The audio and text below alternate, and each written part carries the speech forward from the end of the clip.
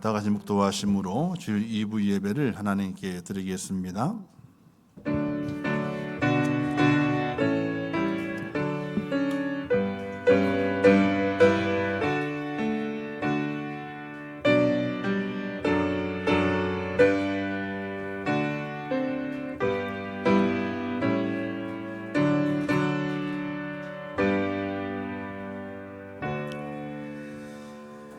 참 좋으신 아버지 하나님, 은혜를 감사합니다.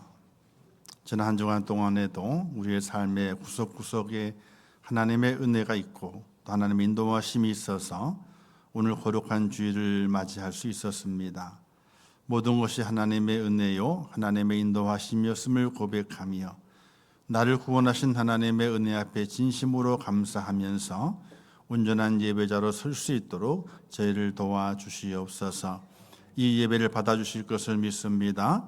예수님의 이름으로 기도하옵나이다. 아멘.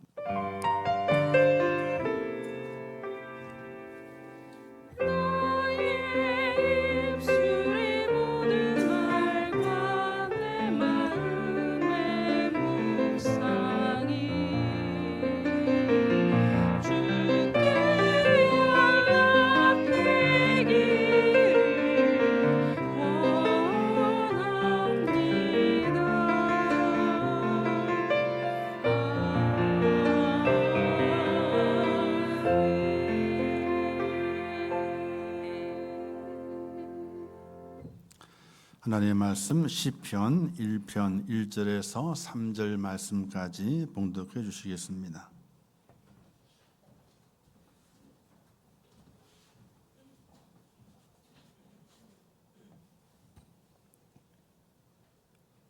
오늘 우리에게 주시는 하나님의 말씀 봉독하겠습니다. 복 있는 사람은 악인들의 꾀를 따르지 아니하며 죄인들의 길에 서지 아니하며 오만한 자들의 자리에 앉지 아니하고 오직 여호와의 율법을 즐거워하여 그의 율법을 주야로 묵상하는도다. 그는 시냇가에 심은 나무가 철을 따라 열매를 맺으며 그 잎사귀가 마르지 아니함 같으니 그가 하는 모든 일이 다 형통하리로다. 아멘.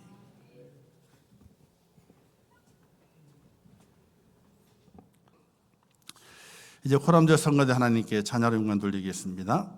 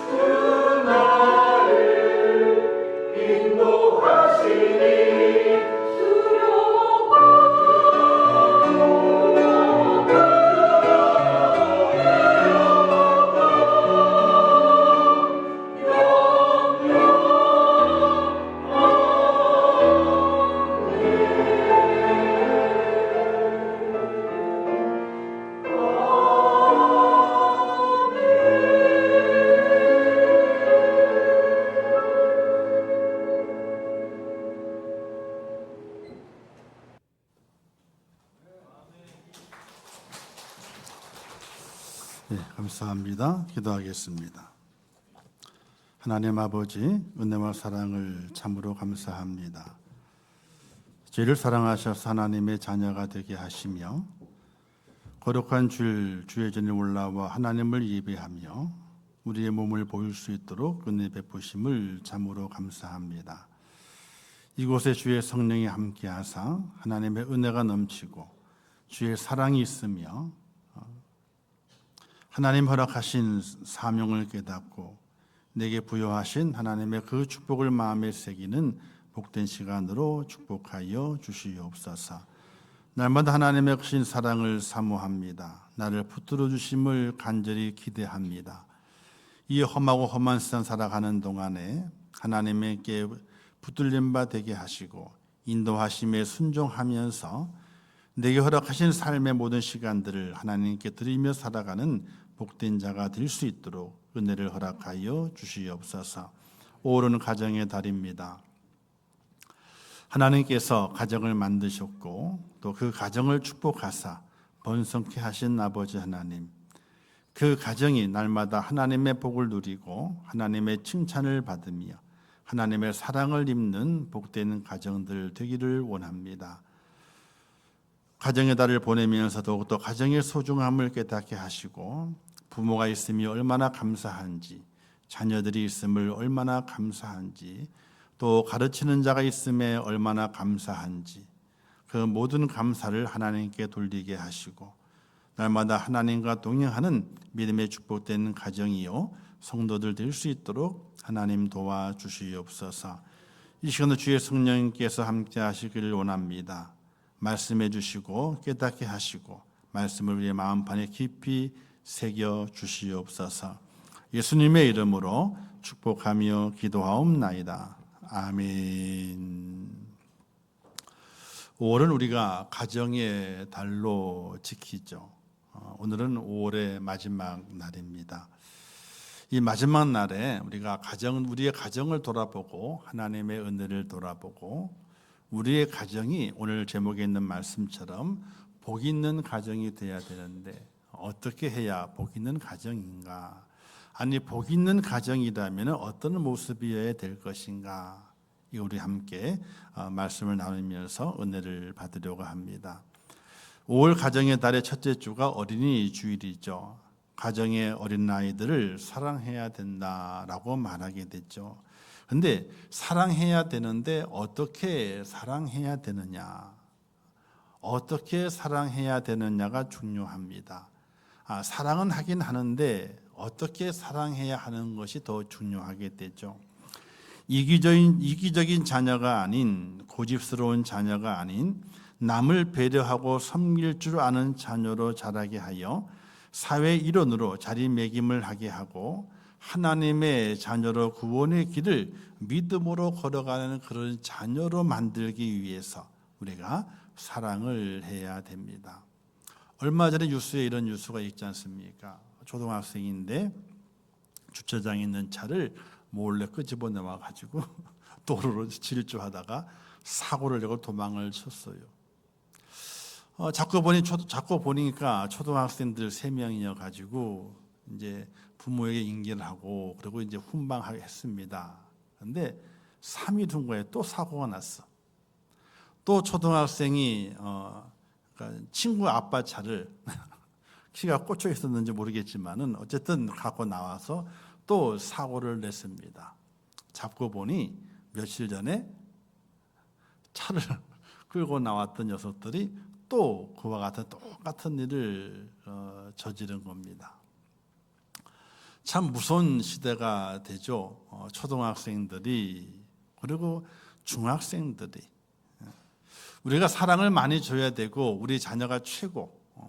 집에 자녀들이 하나 둘밖에 없고 또 그 옛날에 생활이 힘들 때에는 그냥 이렇게 대충 돌보고 살았는데 생활에 여유가 있다 보게 되니까 집중적인 돌봄을 하게 됩니다. 그러므로 말미암아 내 자녀가 최고요. 내 자녀가 최고. 또 최고의 것을 줘야 된다고 하는 그런 어떤 것 때문에 정말로 최고의 것으로 자녀를 양육하려고 그러게 됩니다. 그게 사랑인 줄 아는 거죠. 근데 사실은 그게 진짜 사랑이 아닙니다. 이기적인 자녀가 아니라 고집 있는 자녀가 아니라 남을 배려하고 섬길 줄 아는, 또 사회 일원으로 살아가면서 사회에 선한 영향력을 끼치는 그런 자녀로 양육해 가는 것이 진짜 사랑이거든요. 그래서 우리 자녀들을 그렇게 양육해 가기를 주님의 이름으로 축복합니다. 두 번째 주는 어버이 주일이었습니다. 내 부모를 공경하라, 그리하면 장수하고 땅에서 잘 되리라 하신 하나님의 축복의 약속을 기억하고 부모를 공경할 줄 아는, 약한 부모일지라도 공경할 줄 아는 그런 자녀가 되기를 원한다. 이런 이제 말씀의 내용이지 않습니까? 저는 어린이 주일 지나면요, 그래도 잘해준 건 없지만은 잘 못해준 것도 없다. 이런 절반, 중간은 지켰다고 자부를 해요. 크게 잘해준 건 없습니다. 그렇다고 크게 못해준 건 없어요, 사실. 뭐 이것도 안 해주고 저것도 안 해주고, 그렇지 안 해준 것도 많죠. 절대로 메이커는 안 사줬으니까. 일부러 안 사준 게 아니라 뭐가 없어요? 돈이 없었어, 그때는. 진짜 돈이 없었어. 집사람 아기 가졌을 때에 귤 하나 제대로 못 사줘가지고 뭐 어쩌다가 산 귤을 혼자 다 먹었다고 타박한 남편이었거든요. 어쩌다 사 먹은 귤을 타박한 남편이었어. 집에 가서 같이 먹자 그랬는데 뒤에 멀찍이 쫓아오더라고. 멀찍이 쫓아. 집에 수요일날 저녁을 집에서 먹고 이제 귤 먹자 그랬더니 귤이 없대. 어쩐다 그랬더니 다 먹었대. 언제? 집 오기 전에 벌써 끝낸 거예요. 그 정도 돈이 없었기 때문에 또 그 시간들이 또 오래됐어요. 많이 됐어요. 또 형편이 좋아진 적이 있었죠. 그러나 저는 목사가 되기 전에 성도가 먼저 돼야 된다. 그런 지론이 있어요. 그래서 성도가 아니면 목사가 되면 안 돼요. 그래서 성도는 하나님 우선으로 살아가는 것이 성도다. 그런 어쩌면 고집스러운 그게 있었어요. 그래서 하나님께 먼저 하다 보게 되니까 조금 형편이 좋아져도 운동 하나를 사주더라도 거의 메이커 없는 운동화를. 그래서 어느 날 메이커 있는 운동화 프로스펙스를 사줄까? 프로스펙스 있잖아. F자 주는 거죠. 사줘. 그래. 그건 싫대. 놔두래 그냥. 왜냐하면 그걸 사시려면요 아이들이 놀린대. 그 당시는 아식스하고 나이키를 신어야 되는 시대였어요. 지금은 다르잖아요, 그죠? 근데 그 당시는 나이키와 아식스를 신어야 되는데 프로스페스는 우리나라 메이커잖아요. 국산 메이커는 애들에게 놀림감을 당하니까 차라리 어떻게 돼? 그냥 이제 중소기업도 그냥 아무거나 신는다고 그런 때가 있었습니다. 참 오래전 이야기지만은 그러나 그래도 어쨌든 하나님의 말씀으로 우리 집사람이 열심히 했지. 아침에 학교 갈 때에 기도하고 기도해 주서 보내고 밤에 취침만 잠들잖아요. 잠들게 될 때 기도하고 잠재우고 학원도 한 번도 가지 않았습니다. 이제 한 달 다니더니 못 다니겠대, 안 하겠대. 그래서 그 아이를 붙잡고 매일 이제 학원처럼 문제집 풀어 점수 매기고 주고 좀 이렇게 학원을 한 번도 안 보내고. 그런데 왜 그랬을까 생각해 보게 되니까 아이들이 엄마 아빠의 주머니의 형편을 미리 알았던 것 같아. 학원에 주는 돈이면은, 그죠? 주는 돈이면은 아깝다는 생각이 들었는지 모르지만 그렇게 살았습니다. 어쨌든 잘해준 건 많지는 않지만 그래도 못해준 건 없을 정도로 아이를 키웠기 때문에 어린이날에는요 그렇게 뭐 부끄럽다는 생각이 들지 않습니다. 그런데 어버이날이 되게 되면은 부끄러운 마음이 참 많이 들어요. 부모님을 잘 공경했느냐, 또 잘 섬겼느냐, 또 많은 것 도움을 내가 주었느냐라고 돌아보게 될 때에 그렇지 못함이 발견됩니다. 너무나 많죠. 이제 그렇게 할 수 있는 여력이 되지만은 그러다 보게 되니까 한 분은 안 계시잖아 또, 그죠? 한 분은 안 계세요. 근데 그분이 1년 동안 투병하시게 될 때 그때는 그래도 해달라는 것, 먹고 싶다는 것, 가고 싶다는데 그래도 시간 내서 해드렸던 것들이 조금 위안은 되지만은 그러나 잘 못해준 거 투성이어가지고 참 어버이날이 되게 되면 참 마음이 무겁습니다. 어쨌든 하나님 안에서 우리가 믿음을 가지고 부모님을 어른들을 잘 섬길 수 있는 그런 성도가 되어야 되죠. 이제 세 번째 주는요 스승의 주의라고 그러게 되죠. 보통 이제 많이 없어졌는데 지금은 그 의미가 없어지게 되죠. 학교에서도 스승의 날에는요 교사에게 보람이 있고 가슴 뿌듯한 날이 아니라 오히려 부담되고 불편한 날이 되고 말았습니다. 스승의 노래를 듣는 것도 스승의 날을 기념 행사하는 것도 귀찮아지는 시대가 되고 말았습니다. 그러나 성경은 말씀하기를 가르침을 받는 자는 말씀을 가르치는 자와 모든 것을 함께 하라 이렇게 권고하는 말씀이 있습니다. 그래서 가르치는 자를 존중하고 또 그를 높이고 그와 함께 좋은 것을 나눌 수 있는 그런 은혜가 필요하다는 것입니다. 그래서 학교의 선생님들에게도 표현할 방법이 없죠, 그렇죠? 표현할 방법이 없어. 이게 뭐가 잘못된 거예요. 뇌물이 되면 안 되지만은 사랑의 표현이 있어야 되거든요. 근데 어떻게 표현할 방법이 없어. 참 안타까운 시대가 되고 말아요. 자, 조선시대 때 유학에서도 이런 말이 있지 않습니까? 군사부 일체라라는 말이 있잖아요. 임금과 스승과 또 부모는 한 몸이라는 말인데 어떤 뜻이냐면요. 임금의 은혜가 있고 스승의 은혜가 있고 부모의 은혜가 있는데 그 은혜는 같다. 그러니까 임금의 은혜가 있어요. 그렇죠? 그리고 스승의 은혜가 있고 부모의 은혜가 있습니다. 이 은혜는 같다는 거예요. 그렇게 군사부 일체라고 하는 그런 이제 말이 있어서 충성해야 되고 효도해야 되고 그래서 그런 것들이 많이 있는데 이 시대는 그런 것들이 많이 사라져 버리고 있습니다. 자, 이런 때를 살아가면서 우리는 모든 교육의 시작과 모든 것의 시작은 가정에서 시작되거든요.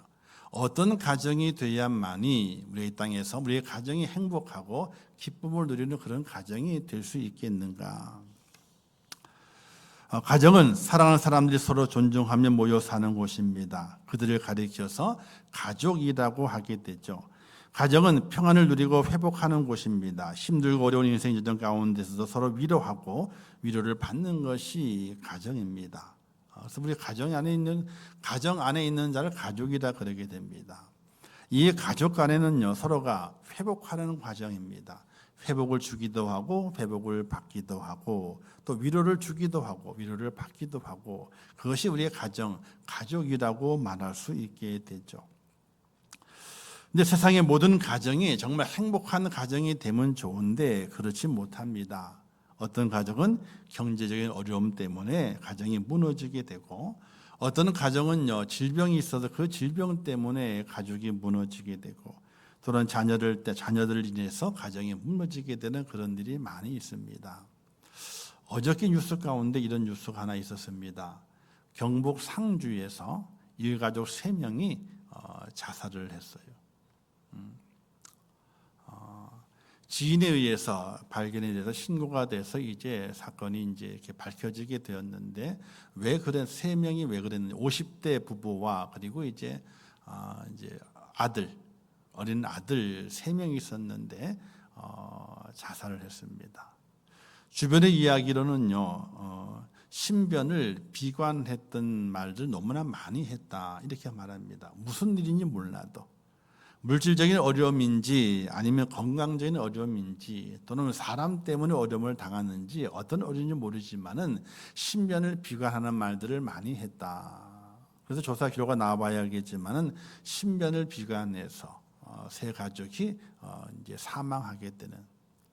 자, 어린 나이는요 스스로 죽었을까요? 그럴 수 없죠. 엄마가 했을까요?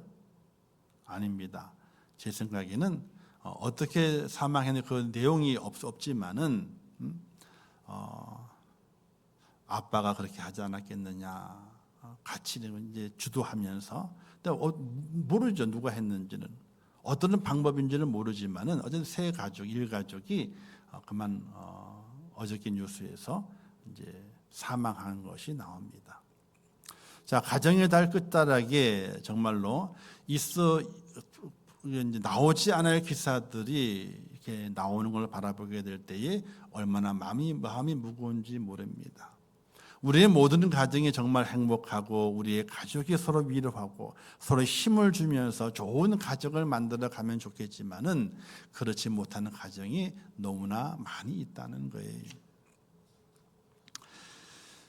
세상에 어려움이 있다고 해서 모두 불행한 가정이겠습니까? 아니면 모든 것이 갖추어져 있다고 해서 정말 행복한 가정이겠습니까? 그건 또 그렇지는 않습니다. 어려움이 있다고 해서 무조건 불행한 가정이다. 다 갖춰져 있기 때문에 행복한 가정이다. 절대로 그런 법은 없습니다. 우리 믿는 사람은 어디에서 행복한 가정을 찾아보고 행복한 가정을 만들어가는 은혜가 있어야 될 것인가? 가정은 하나님께로부터 출발된 것입니다. 하나님께서 아담을 창조하시고 그가 홀로 독초하는 것이 좋지 않게 보여서 그를 돕는 배필로 이제 하와를 만들어서 아담과 하와를 짝지어서 가정을 만드시고 그리고 그 가정 안에 생명을 주어서 가인과 아벨 그리고 나중에 셋이 나오게 되게 되는데 이제 하나님께서 가정을 만드셨습니다. 그 가정은 하나님과 함께 연결되어 있어야만이 복 있는 가정이 되고 행복한 가정이 됩니다. 세상의 것들로 채워지게 되고 세상의 것들로 연결되어 있으면요 절대적인 행복을 가질 수 없습니다. 그러나 하나님과 연결되어 있게 될 때에 진짜 행복한 가정이 되는 것입니다. 시편 128편에 보게 되니까 내 아내는 결실하는 포도나무 같으며 내 식탁에 둘린 자식은 감람나무 같도다 이런 말씀이 있죠. 자, 어떻게 이런 가정이 되겠느냐? 여호와를 경외하며 그 길을 걷는 자들은 복이 있나니 라고 말씀하시면서 가정의 복을 말씀하시게 됩니다. 그러므로 가정의 복은요 하나님과 연결되어 있어야지 가정의 복이 되고 가족들에게 복이 온다는 사실을 믿으시기를 주님의 이름으로 축복합니다. 그러므로 복 있는 가정은요 하나님 중심의 가정이 되어야 됩니다.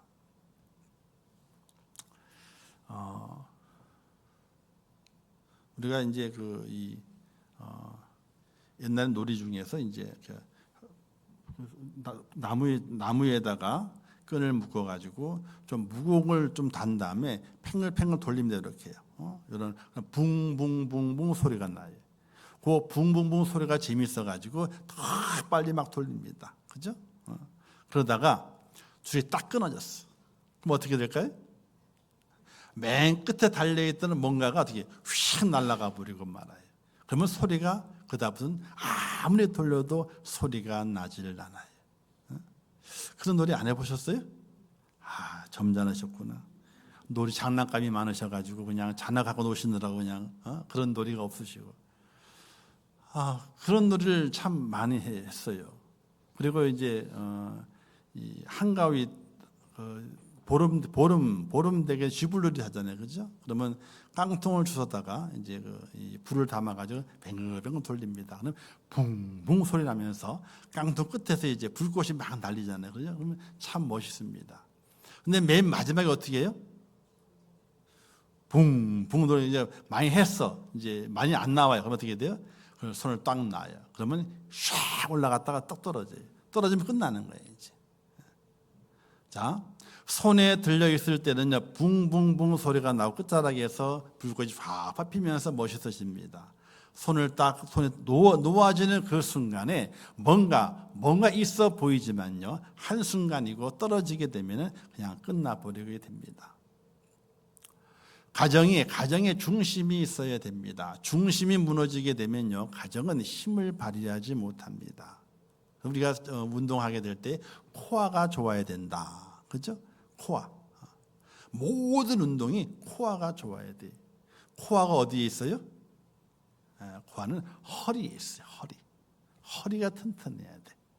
우리가 축구를 보게 될 때에도 공격수가 있고 그다음에 이제 수비수가 있잖아요. 그 중간에 뭐가 있어요? 미드필더가 있어요.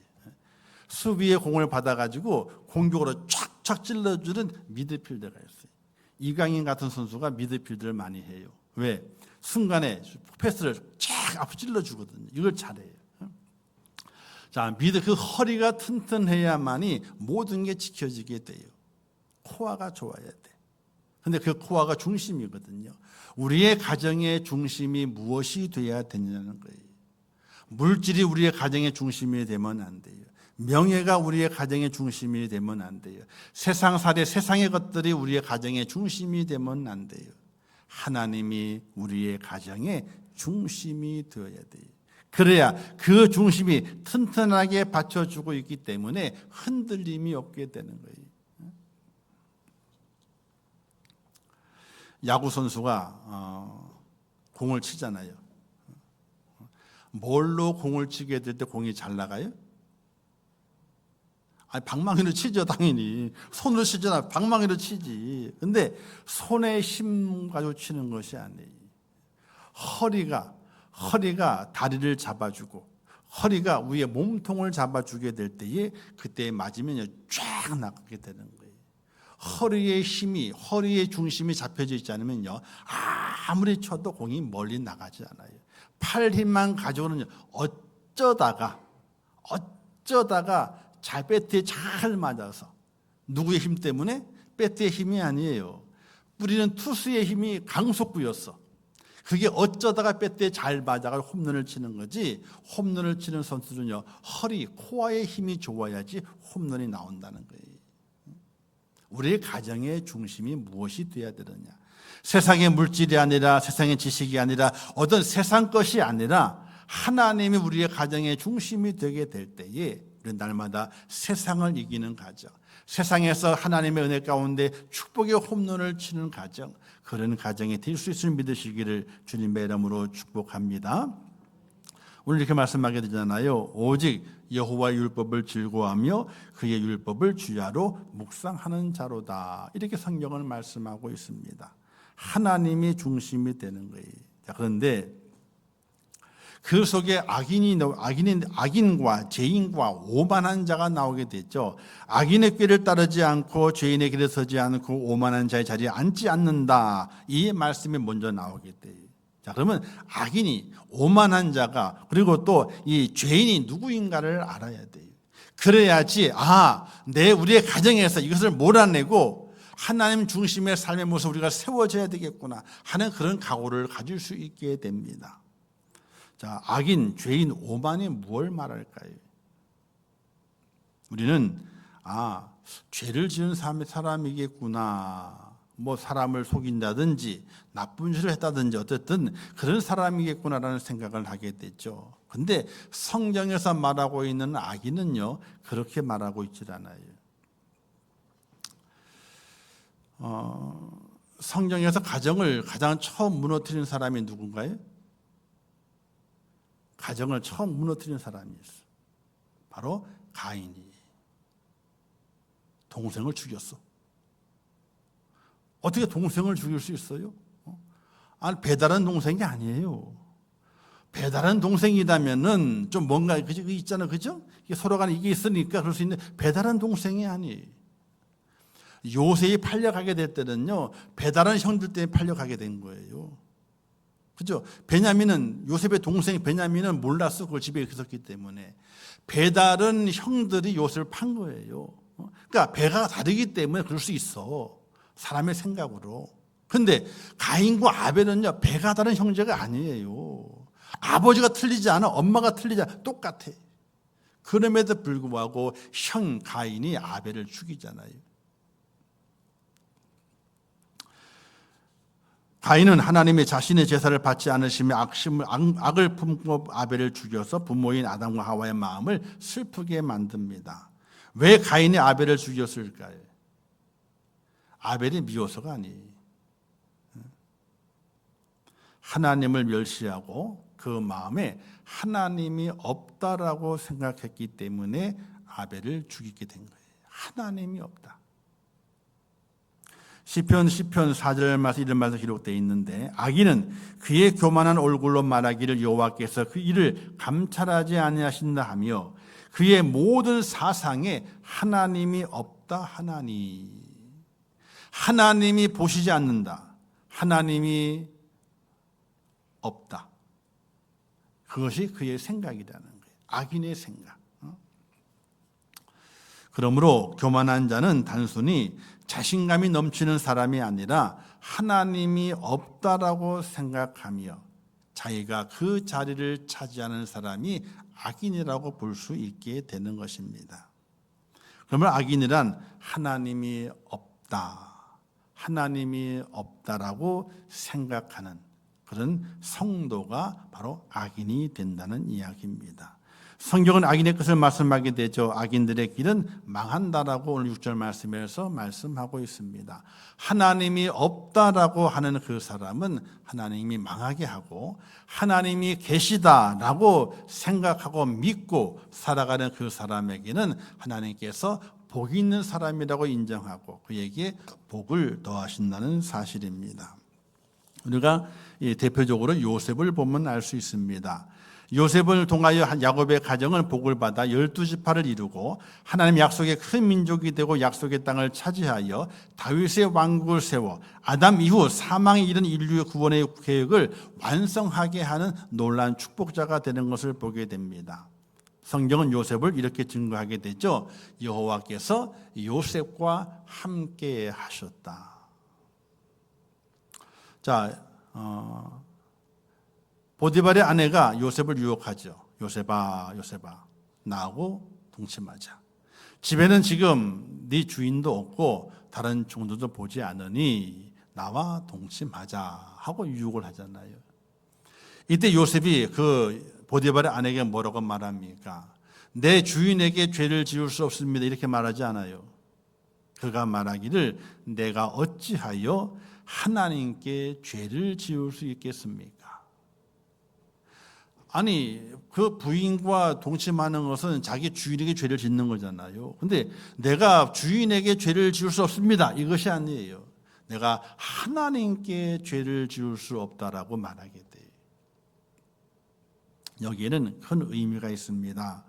바로 요셉의 삶은요, 하나님이 함께하는 하나님 중심의 삶인 것을 우리가 깨닫게 됩니다.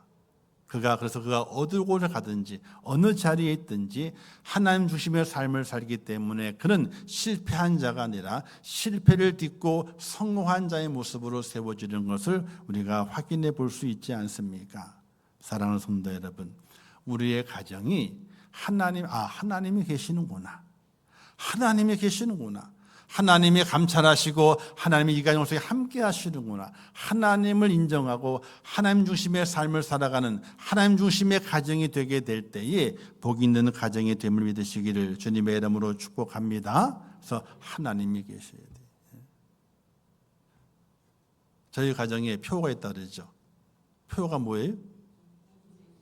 오직 예수라 그랬어요. 아직도 그 표 글씨가 붙어져 있어. 결혼하고 샀거든요. 결혼하고. 한번 이사하다가 반이 쪼개졌어. 버렸을까요? 아니죠. 본드로 붙이고 뒤에 찍어가지고 딱. 이사 갈 때마다 그건 최우선적으로 잘 포장을 해요. 왜? 또 부러질 수 있으니까. 아니, 글씨, 나무로 된 글씨니까 툭 치면 툭 부러져요. 그냥요. 한 번 부러졌으니까 야, 이게 제일 먼저 이게 해야 된다. 그건 저희가 가지고 다녀요. 그리고 이제 집 정리 딱 끝났을 때에 가장 잘 보이는 곳에 딱 붙여둡니다. 오직 예수. 그렇게 살지를 못하지만 그래도 생각으로, 마음으로, 또 생활로 하나님 중심의 삶을 살아야 되겠다고 하는 그런 다짐을 매일 그 글씨를 보면서 합니다.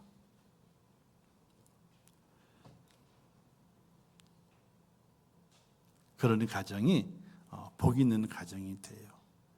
가정의 달 마지막에 여러분들 마음속에 복 있는 가정은 하나님 중심의 삶을 살아가는, 하나님이 중심이 되는 가정이 되는 그런 가정이 복 있는 가정임을 꼭 기억하시면서 하나님 중심으로 살아가시는 귀한 여러분 가정 되시기를 주님의 이름으로 축복합니다. 두 번째는요, 복 있는 가정은 하나님이 공급하시는 것으로 날마다 즐거워하셔야 돼요. 하나님이 공급하시는 것으로.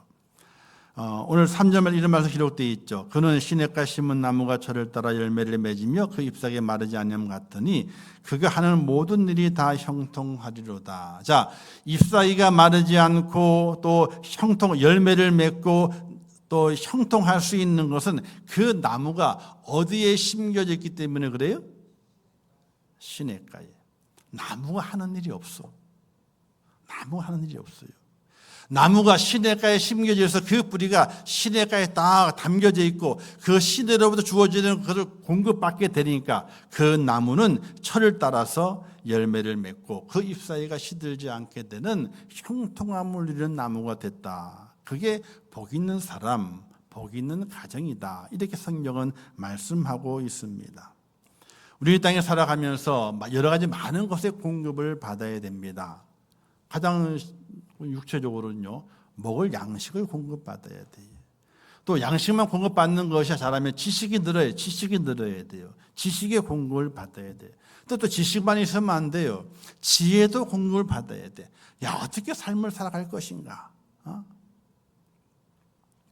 일자 무식, 초등학교 못 나온 그 할머니가 어떤 데는요, 지혜롭게 살아가시는 분이 계세요. 지식은 없는데 너무 지혜로운 거야. 그 지혜도 공급을 받아야 돼요. 이 모든 것들이 어디에서 오게 되느냐? 내 노력과 내 애씀과 내 수고를 통해 얻어지는 것이 아니라 하나님께서 내게 공급하신다. 하나님이 공급하심이 있으므로 내가 잘 되고 내가 건강하고 내 가정이 잘 되고 내 가정에 복을 받고 있구나 하는 그런 믿음으로 살아가는 하나님의 사람이 되어야 한다는 사실입니다. 예수님께서 마귀에게 시험을 받으시게 됐죠. 첫 번째 시험.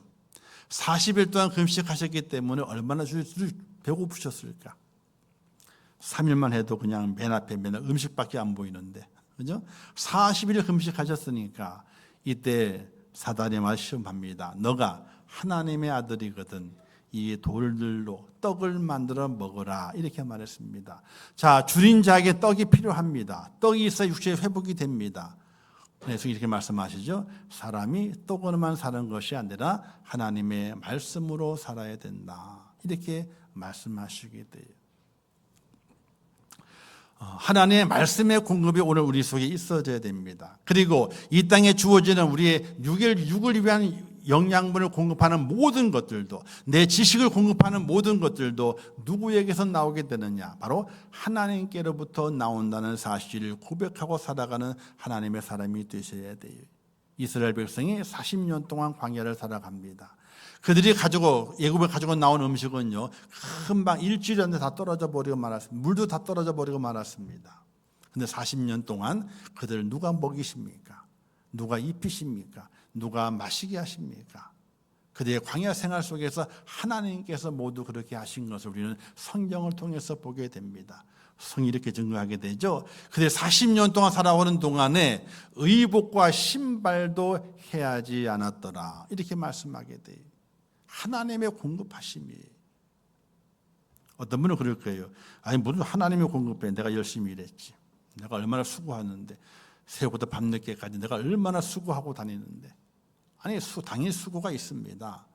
수고가 있지만요, 열매가 없다면은 그 수고가 헛것이 되고 맙니다.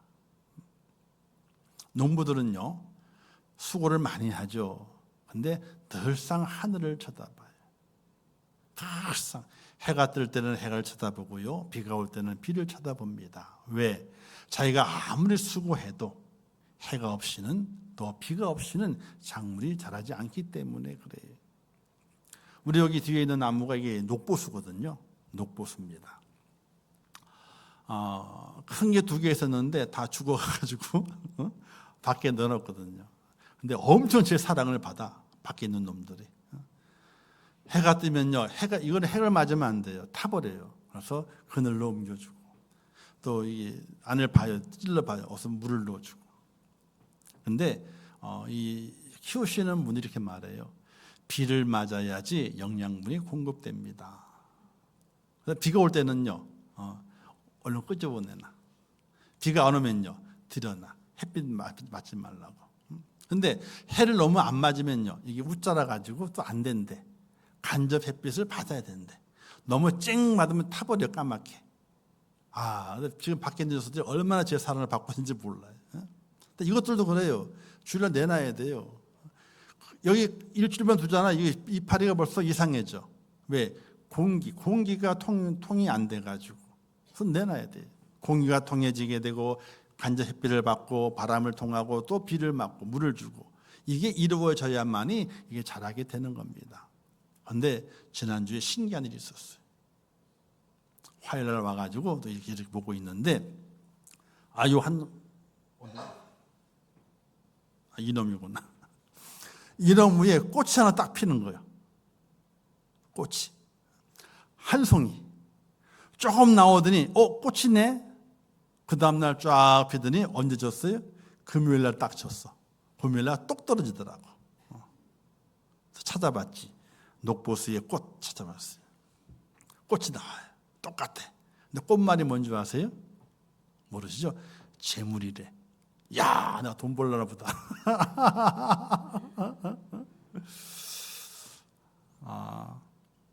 제가 그걸 얘기하려는 것이 아니라 모든 식물들과 열매 맺는 것들이 공기와 해와 물, 비가 없이는요 맺혀지지 않아요. 물은 사람이 인위적으로 수돗물 줄 수도 있고 하잖아요. 그죠? 그러나 해는요 그럴 수가 없어요. 정말 해를 맞아야 돼. 열이 있고 빛이 있는 것을 맞아야 돼. 오늘 우리의 땅에 살아가는 동안에 우리의 삶의 모든 것들을 누가 공급하느냐? 내가 열심히 하지. 내가 열심히 하지. 내가 수고하지. 절대로 그렇지를 않습니다. 열매 맺게 하시는 분은 하나님이시고 그것을 나로 하여금 먹게 하시는 내 것이 되게 만드시는 분도 하나님이라는 사실이에요. 할렐루야. 그 믿음을 가지고 하나님이 공급하시지. 그래서 모든 공급하심에 즐거움을 갖게 되는 그런 하나님의 사람이 되게 될 때에 그 가정이 복 있는 가정이 되게 되는 겁니다. 그런 가정이 되기 위해서는 우리의 마음이 잘 지켜져야 되죠. 우리의 마음이 하나님이 공급하셔. 하나님이 채우시지. 하나님이 주셨지. 이런 믿음의 고백이 있는 가정이 복 있는 가정이 되는 겁니다.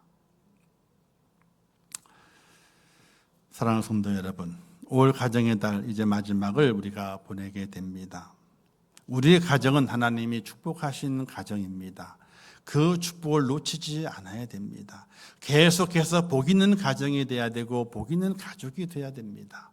그러기 위해서는 하나님이 그 가정의 중심이 되는 것을 여러분 순종하셔야 돼요. 받아들이셔야 하나님이 내 가정의 중심이야. 그리고 하나님께 말씀을 공급하시게 될 때에 내 삶의 모든 것들이 내 영적인 것도 그렇고 육적인 것도 그렇고 모든 것이 하나님께서 내게 공급하신 거야 하는 그런 믿음으로 내게 공급하셨으니 참 감사합니다.